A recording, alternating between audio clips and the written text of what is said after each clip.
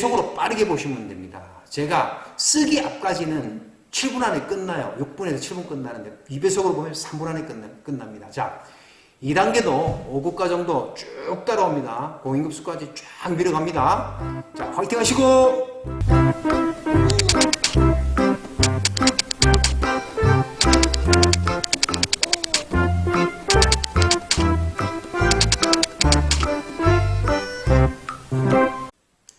네, 여러분 안녕하세요. 10분 서당 이야기 한자 1단계 마지막 강의 11강을 시작됩니다.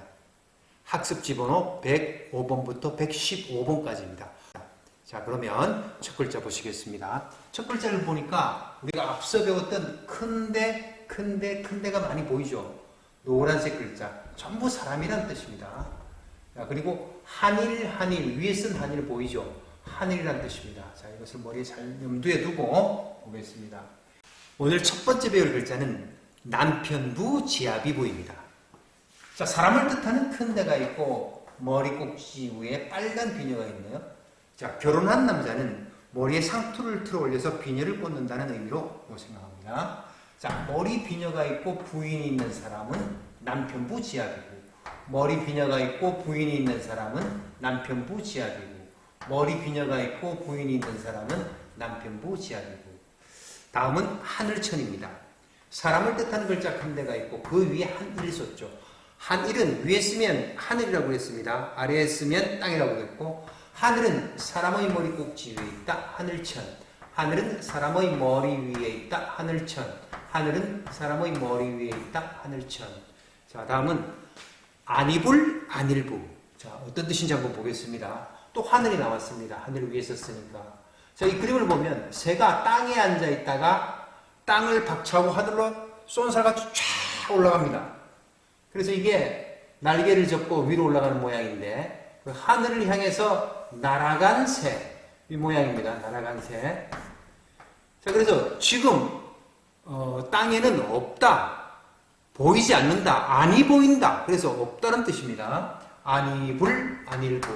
근데 이 날아가는 새의 모양이 꼭 화살표처럼 생겼어요. 그래서 하늘을 향해 날아갔다 라고 생각하시면 돼요. 아니불 안일부. 하늘 향해 날아간 새는 아니불 안일부. 하늘 향해 날아간 새는 아니불 안일부. 하늘 향해 날아간 새는 아니불 안일부. 자, 그 다음 글자 보겠습니다. 양이 적어졌다. 작은 것에서 떨어져 나간 적을소. 작은 것에서 떨어져 나간 적을소. 작은 것에서 떨어져 나간 적을소. 자, 다음 글자는 고소한 밥을 떠올려 보세요. 고소한 밥이 냄새가 나고 밥그릇이 있고 그 밑에는 수저가 있네요. 자, 이 글자입니다. 고소할 흡자인데 흰백을 쓴 것은 흰쌀밥이에요. 흰쌀밥. 방금한 흰쌀밥. 그리고 이거 배웠죠? 우리 북녘복 할 때 나왔죠? 앉아있는 사람. 비수비. 비수는 수저, 비수, 앉은 사람, 이 세 개의 뜻을 쓴다고 했죠. 여기서는 수저입니다. 이게 잘 기억이 나지 않는 사람 앞으로 돌아가시면 됩니다. 아마 동서남북이니까 2강인가 나왔을 겁니다. 고소한 흰 쌀밥을 수저로 퍼먹는 고소할 흡. 흡은 중요하지 않아요. 이게 먹는다는 의미를 갖고 있다는 게 아주 중요합니다. 고소한 흰쌀밥을 수저로 퍼먹는 고소할 흡. 고소한 흰쌀밥을 수저로 퍼먹는 고소할 흡. 고소한 흰쌀밥을 수저로 퍼먹는 고소할 흡. 먹는다는 뜻이 중요하다는 거.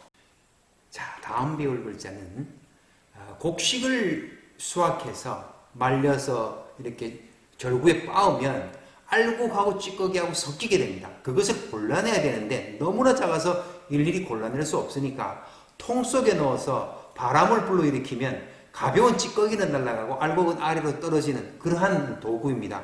자, 그걸 연상하면서 이 글씨를 보셔야 돼요. 자, 알곡을 넣었습니다.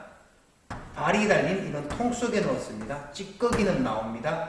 깨끗한 것만 걸러집니다. 그래서 깨끗하다, 좋다. 좋다라는 뜻으로 쓰인 어질량입니다. 정리하겠습니다. 알곡, 발 달린 통 속에 넣으면 찌꺼기가 걸러지는 어질량. 알곡을 발 달린 통 속에 넣으면 찌꺼기는 걸러진다는 어질량. 알곡을 발달린 통 속에 넣으면 찌꺼기는 걸러지는 어질량. 자, 다음 글자는 먹는다는 뜻, 먹을식입니다. 뭐 밥식이라고 하는데, 자, 이거는 원래 이 높게 쌓아올린, 풍성하게 쌓아올린 이거 먹을식을 밥 그릇의 모양을 닮았다고 하지만 우리가 앞서 배웠던 글자로 정리하는 것이 쓰기에도 좋고 또 이해도 빠를 수 있습니다. 자, 이 위에 사람인이 있습니다. 사람인하고 앞서 배웠던 어질량이 있으니까 사람에게 어진 양식이 된다. 우리가 힘을 내고 건강을 찾을 수 있는 사람에게 어진 양식이 되는 먹을식, 밥식. 사람에게 어진 양식이 되는 먹을식. 사람에게 어진 양식이 되는 먹을식. 다음은 가운데양입니다. 저 그림을 보면 이렇게 물지게를 들고 가는데 지게는 딱 사람의 어깨 위에 양쪽에 균형을 맞춰가지고 중심을 맞춰서 딱 쥐어야 돼요. 안 그러면 한쪽으로 기울면 물이 쏟아지게 되니까. 그래서 지게가 사람의 중앙에 있는 가운데 양. 지게가 사람의 중앙에 있는 가운데 양. 지게가 사람의 어깨 중앙이죠. 사람의 어깨 중앙에 있는 가운데 양. 그래서 이게 사람이라고 하는 거 기억해 주시고, 다음은 집으로 쓰는 글자 한번 보겠습니다. 이 글자는 다른 글자와 합쳐져서 쓰는 글자입니다. 하지만 집을 뜻하는 기호라고 생각하시면 돼요. 자, 그림을 보면 움집이 보이죠? 저 움집의 윗 꼭지가 뾰족합니다. 그리고 지붕은 덮개로 이루어져 있으니까 이렇게 덮었습니다. 이게 집의 기호입니다. 우리가 보면 우리 집가를 대부분 알고 있는데 집가 할 때도 이렇게 집면을 쓰고 그 밑에 돼지를 뜻하는 돼지시를 씁니다. 이 뜻은 나중에 배우겠습니다. 자, 다음은 향할 향입니다. 자, 이 집보다도 이 집이 왠지 지붕이 더 커 보여요. 그렇죠? 큰 집입니다. 신을 모시는 큰 집은 그 안에 반드시 제단이 있습니다. 그래서 이 제단을 뜻하는 것이 입구로 써져 있는데 제단 위에 제물을 올리기 때문에 이렇게 넓은 면을 보여주고 있습니다. 그래서 제단을 향해서 제사장이 또는 사람들이 제단을 향해서 제사를 지낸다는 향할 향입니다. 어떤 방향으로 향하다는 뜻입니다.